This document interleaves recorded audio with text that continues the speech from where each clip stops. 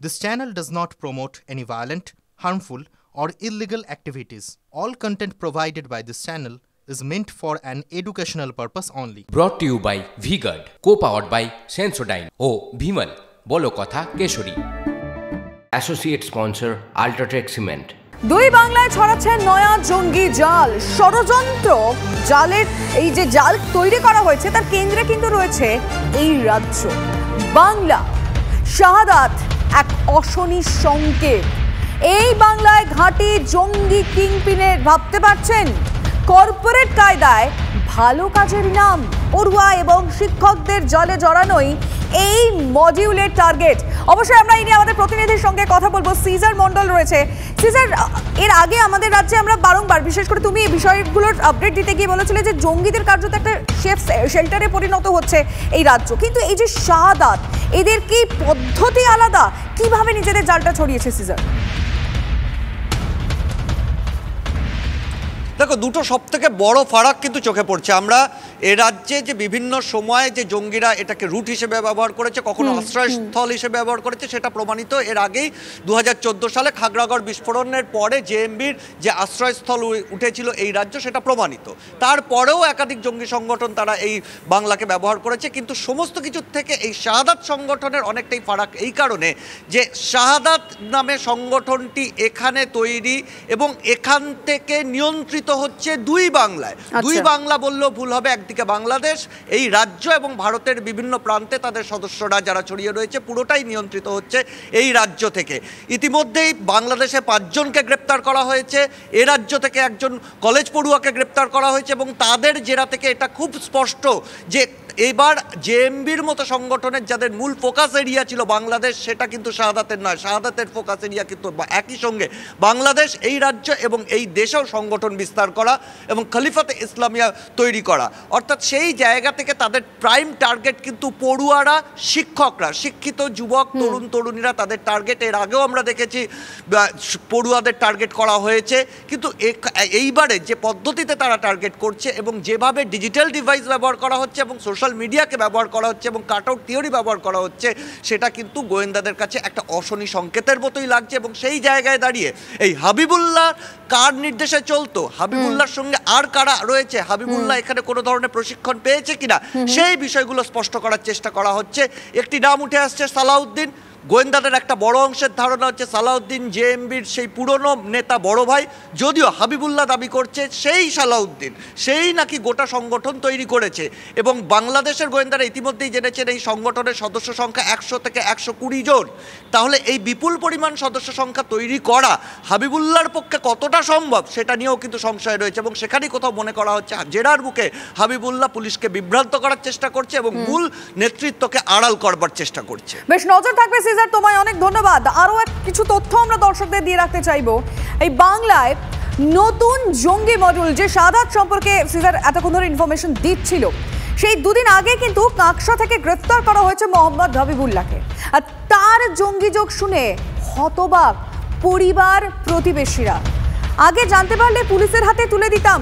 আর কি বলছেন পরিবারের তরফ থেকে কি রিয়াকশন? জয়ন্ত আমাদের প্রতিনিধি, তার কাছ থেকে জানার চেষ্টা করবো। জয়ন্ত।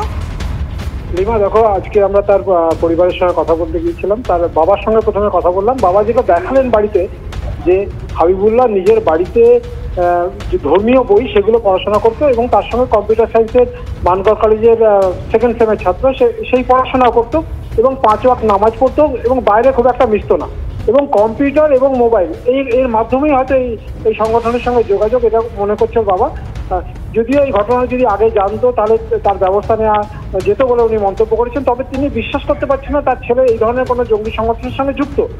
তার কাকা বলেছে যে, এবং তার কাকিমা দুজনেই কিন্তু বলছে যে, এবং প্রতিবেশীরা, যে এ কিন্তু খুব ভালো ছেলে, মেধাবী ছাত্র, কিভাবে এই ধরনের সংগঠনের সঙ্গে যুক্ত। ঠিক জয়ন্ত, আমরা এর আগে দেখেছি এরকম ঘটনা যতবারই ঘটেছে, পরিবারের তরফ থেকে বিশ্বাস করা খুবই কঠিন হয়ে যায় যে তার পরিবারের সদস্য, তার ছেলে বা তার ভাইপো জঙ্গি যোগ রয়েছে তার। কি বলছে পরিবারের লোকের, আমরা শুনবো।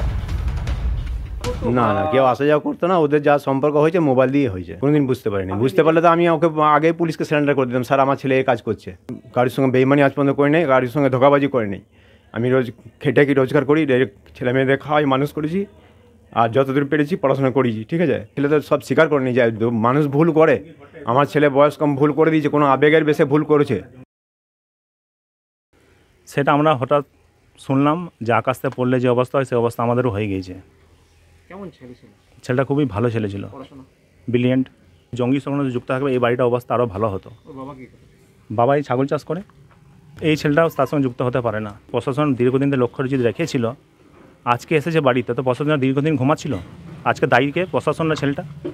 আজকে আগে বললো তো আমরা ছেলেটা থেকে আপনার হাতে সিলিন্ডার করে দিতাম, আমরা ছেলেকে রাখতাম না। সেদিনে আপনার লিয়ে গেছিলাম, আমরা সিলিন্ডার ছেলে আপনার হাতে যথেষ্টভাবে তুলে দিয়েছি। আমরা তো বাড়িতে রাখিনি ছেলেকে। একটা ছেলেকে যদি মানুষ করুন ছোটো থেকে বড় পর্যন্ত, জল থাকবে না তো কী থাকবে বলুন আমাকে। পরিবারের বক্তব্য শুনলাম, কিন্তু হাবিবুল্লাহ যে কলেজে পড়াশোনা করেছে সেই কলেজের প্রিন্সিপাল কিভাবে দেখছে বিষয়টি, কেমন ছেলে ছিল বা এরকম কিছু খবর? সে খবর আমি বলতে পারবো না। আমার 3000 ছাত্র, আমি পার্সোনালি কোনো স্টুডেন্টকে তো আমার পক্ষে চেনা সম্ভব না। সেটা আমাদের খারাপ লাগছে বইকে। আমাদের ছাত্র আমাদের এই কাজে যদি সে জড়িয়ে থাকে, নিঃসন্দেহে সেটা আমাদের কাছে খারাপ এবং দেশের পক্ষেও তো খারাপ। তাহেরপুর পুরসভার দিকে নজর রাখতে হচ্ছে, কারণ সেখানে বিক্ষোভ সিপিএম এর। নবান্নের বৈঠকে ডাকা হয়নি বলে অভিযোগ। শহরাঞ্চলে ভোট কমছে কেন? শহরে ভোট কমার কারণ খুঁজতে বৈঠক নবান্ন সভাঘরে বিশেষ বৈঠকে মুখ্যমন্ত্রী মমতা বন্দ্যোপাধ্যায়। আর সেই বৈঠকে কেন ডাকা হয়নি সিপিএম পরিচালিত পুরসভাকে, প্রশ্ন তুলে বিক্ষোভ। আমাদের কাছে যে চিঠিটা এসছে তাতে দেখলাম সমস্ত এক্সিকিউটিভ অফিসার এবং মিউনিসিপ্যালিটি এক্সেপ্ট তাহেরপুর এবং ঝালদা পৌরসভা। এই চিঠিটার মূল বিষয় যেটা হচ্ছে অসাংবিধানিক, স্বৈরাচারী সরকার চলছে। না হলে পরে তাহেরপুর ঝালদা পৌরসভাকে বাদ দেওয়া হলো কেন? তাহেরপুর পৌরসভা একমাত্র বামপন্থী পৌরসভা বলে, হয়তো আমার মনে হয় তাই। নাহলে কোনোদিন দেখা যায় না গভর্নমেন্টের চিঠিতে লেখা থাকে তাহেরপুর পৌরসভা এবং ঝালদা পৌরসভা বাদ।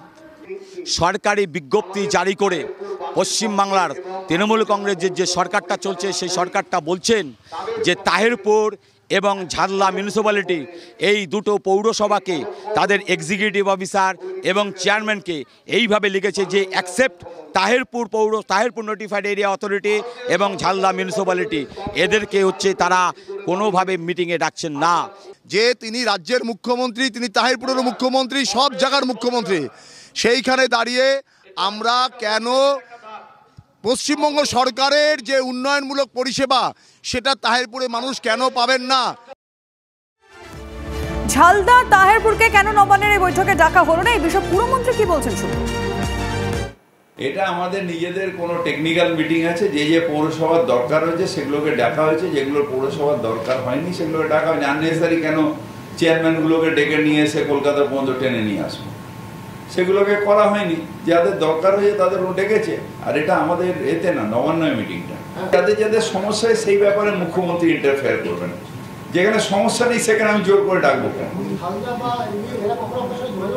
না, এরা যোগাযোগ করেন, এদের ভালো চলছে হয়তো, সেই জন্য আমার প্রয়োজন আছে না। যে যাদের ধরুন সেলফ সাফিসিয়েন্ট তারা যোগাযোগ আননেসারি করবে কেন? Brought to you by V-Guard, co-powered by Sensodyne ও ভিমল, বলো কথা কেশরী। Associate sponsor UltraTech cement.